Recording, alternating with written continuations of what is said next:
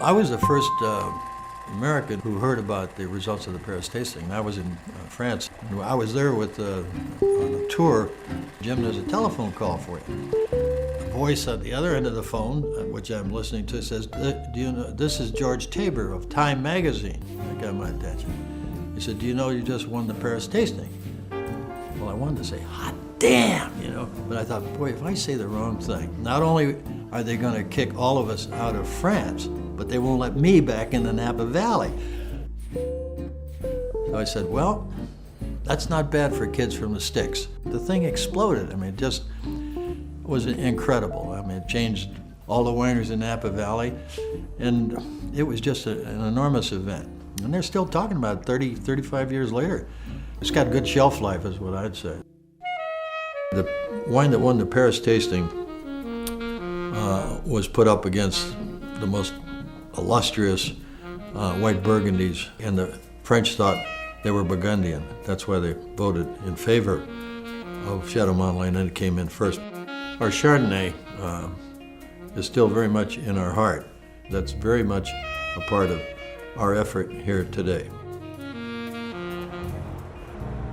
Well, I was an attorney in the great anthill, Los Angeles, and I was the Papa Bear of what came to be a firm of about somewhere between 23 and 26 lawyers. We were doing cutting-edge stuff, doing shopping centers. I said, hey, I got to get the hell out of here. I'll just drive myself crazy. So I was looking, and I'm about 48 years old at that time. And I had just happened to have come up to the Napa Valley in about the middle 1960s or something like that, and started looking around and said, hey, it'd be great, because I've been a city boy all my life, and I thought, well, maybe I could get into something that has to do with the real world, which is growing things and seeing the sun come up and the breezes blow instead of being inside buildings. So came up here one day, one Saturday morning, I saw this place here, and the chateau was just full of ghosts and spiders. It was all run down. The vineyards were an absolute mess. But I looked around, I saw Mount St. Helena, and I saw the Napa River coming here, and I saw this beautiful castle, and I said, my God, this is a wonderful place to commit financial suicide. And being an incurable romantic, I said, we're going to go for it. We set out from the get-go to make world-class wines.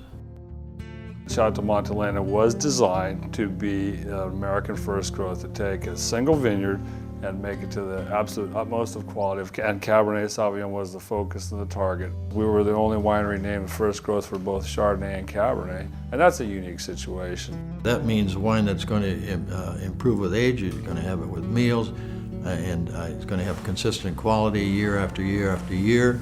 And the reason I know that's true is because of what the wine drinking public has said with respect to the wines that we've made every year, not every now and then, but every year.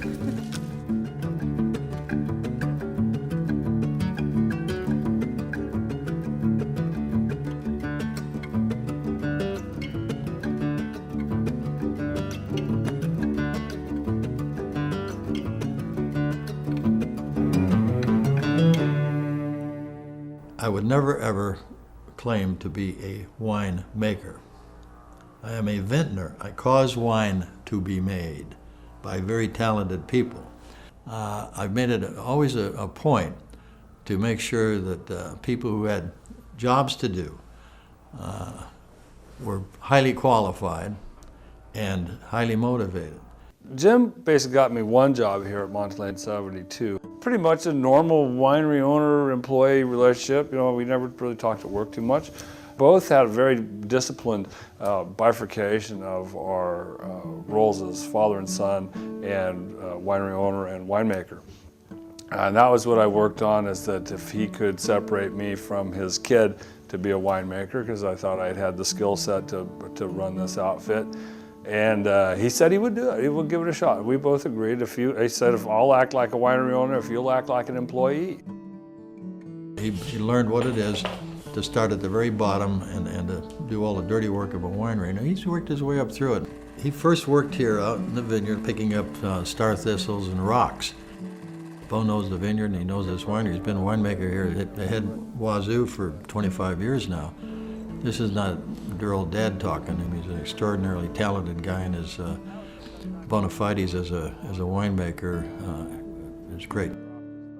25 years. Good on you, Guy. Thanks, boss. Well, I think if you'd have told me when I was a young kid that I'd grow up to be a farmer, I would have said, why? I was graduating from high school in 1972 when they were restarting the winery, but I took to the farming like a duck to water. I really liked it. It's a good guy job.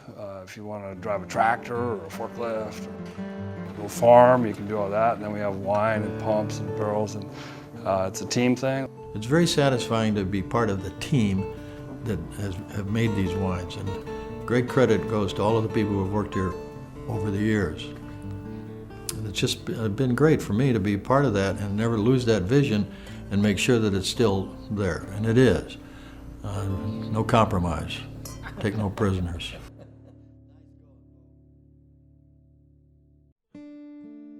The meaning of family to me is huge. I mean, you stop and think about it, it's a bedrock of any person's relationship in the whole world.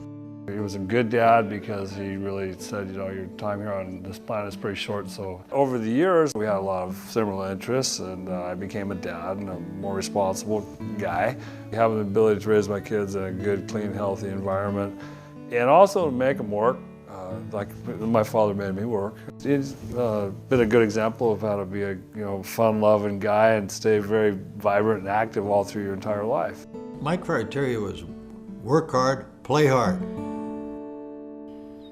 At Chateau Montelena, both of us live in our vineyard, and we've taken great care to farm the land sustainably. We haven't used any chemical pesticide, herbicide, or fungicide, or fertilizer since probably 1979.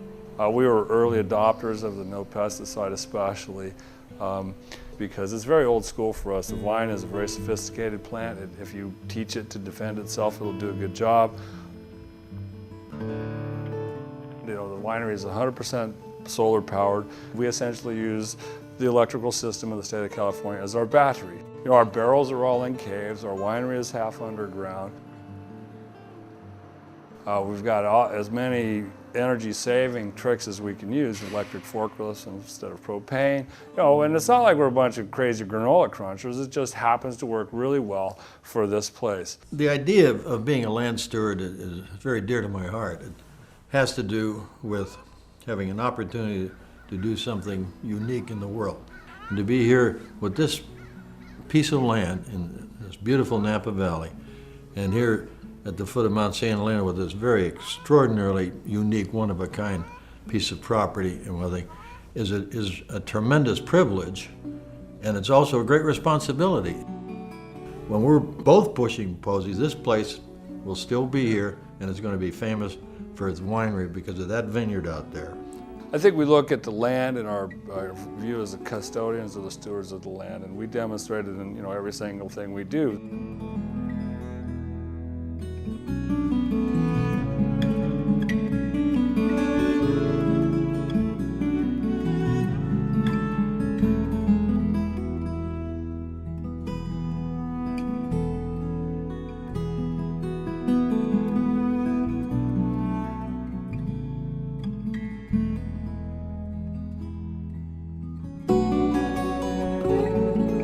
One of my favorite quotes is by Margaret Thatcher when she was PM, and she says, well, success is what happens tomorrow.